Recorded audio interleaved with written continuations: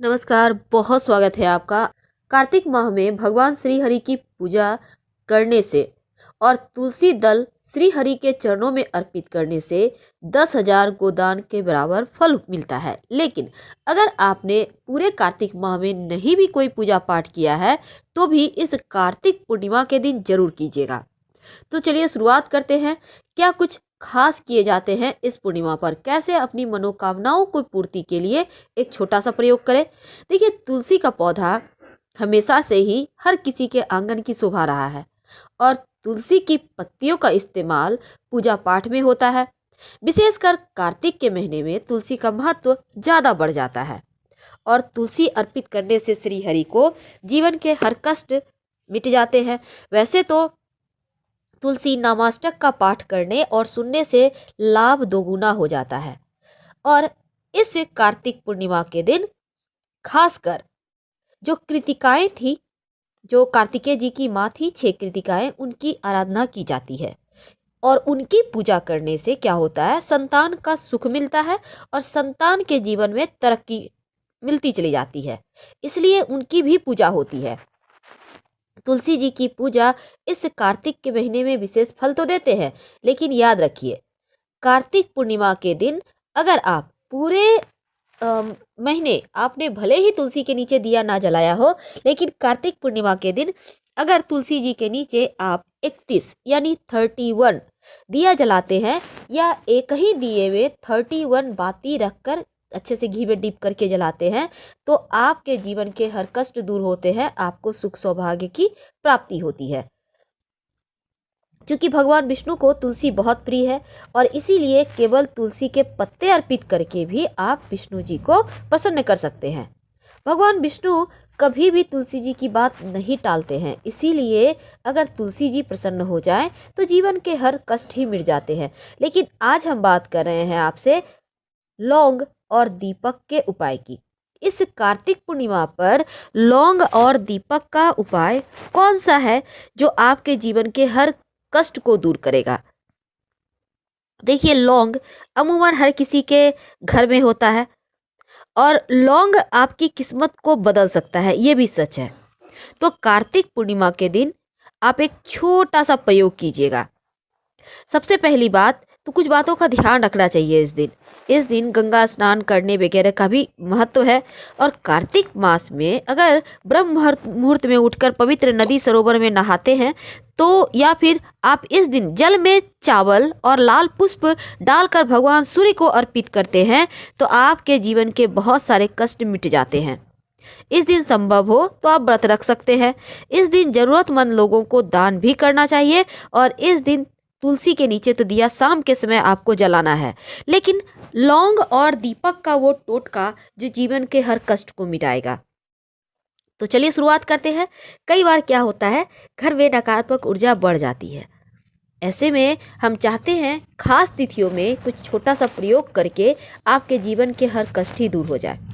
क्या करेंगे, इस पूर्णिमा के दिन शाम के समय जब आप दिया बाती करेंगे उसी समय याद रखिए आप 5 लौंग ले लीजिएगा, एक कपूर की टिकिया ले लें, आप चाहे तो 3 भी ले सकते हैं और बड़ी वाली इलायची के 3 दाने ले लें। याद रखिए दाने, आपको समूची इलायची नहीं लेनी है, 3 दाने ले लीजिएगा।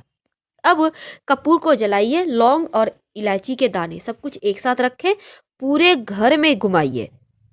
जब पूरी तरह जल जाए उसका जो राख बचेगा थोड़े से पानी में मिला लें, अपने घर के मुख्य दरवाजे पर उसको हल्का सा छींटा डाल दें। ऐसा करने से घर में जो नकारात्मक ऊर्जा है वो समाप्त हो जाता है और घर आपका पवित्र हो जाता है।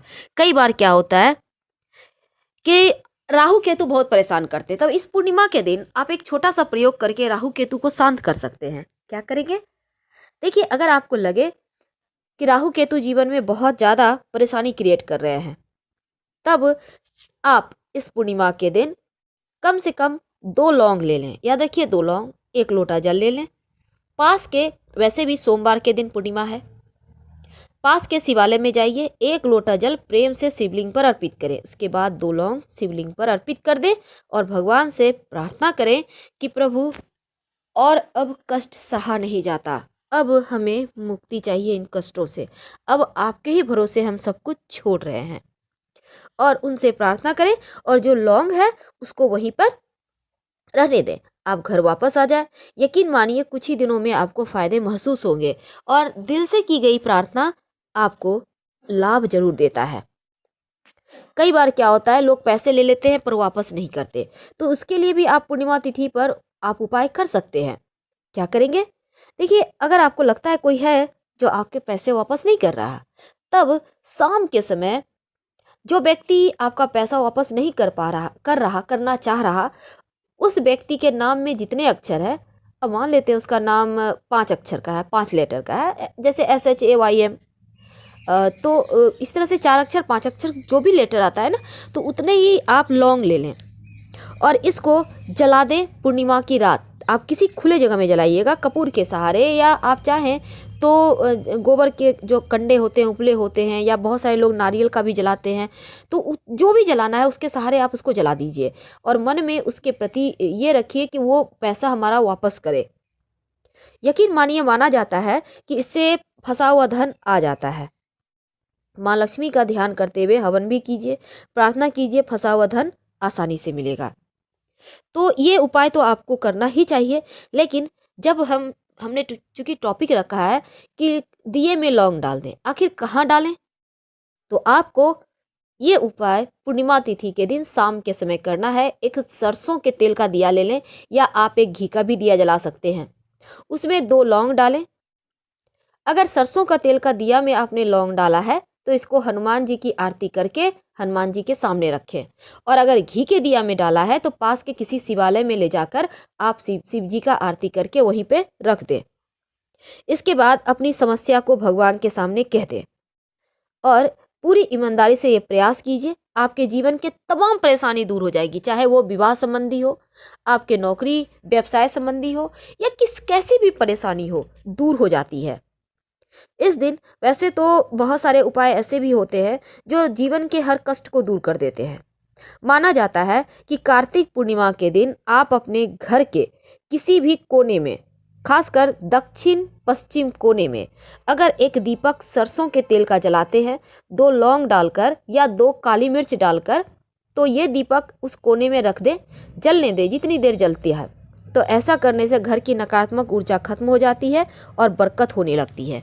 बहुत सिंपल उपाय है, लेकिन कार्तिक पूर्णिमा के दिन अगर आप कर लें तो आपको जीवन में बहुत सारी ऐसी उलझनें हैं जहाँ से आप बाहर नहीं निकल पा रहे थे, आपको रास्ता मिलने लगते हैं। और इस दिन एक छोटा सा प्रयोग किया जाता है ताकि जीवन में खुशियाँ बरसती रहे। देखिए, कई बार क्या होता है, लाख प्रयास करने के बाद भी कुछ ऐसे होते हैं चीज़ें जो आपकी मनोकामनाओं को पूरी नहीं होने देते। आप लाख प्रयास कर लो पर आप वहीं रह जाते हैं। आखिर तरक्की क्यों नहीं होता, क्यों आप वहीं रह गए हैं? तमाम चीज़ों से बाहर निकलने के लिए एक छोटा सा प्रयोग करें। इस कार्तिक पूर्णिमा के दिन, चूंकि इसका बहुत विशेष महत्व है, इसलिए इस दिन छोटे से उपाय किए जाते हैं जो आपकी हर मनोकामना को पूर्ण करेगा। स्वस्तिक टोटका, स्वस्तिक का नाम तो आपने सुना होगा, जो शुभ यानी अच्छा, कल्याण करने वाला गणेश जी का प्रतीक भी माना जाता है स्वस्तिक को। इसका विशेष प्रयोग किए जाते हैं। ये सीधा स्वस्तिक है, याद रखिए, ये सीधा है। अगर उल्टा बनेगा तो इसकी जो बाँ है वो उल्टे दिशा में आ जाएगा। अब आप समझ चुके होंगे।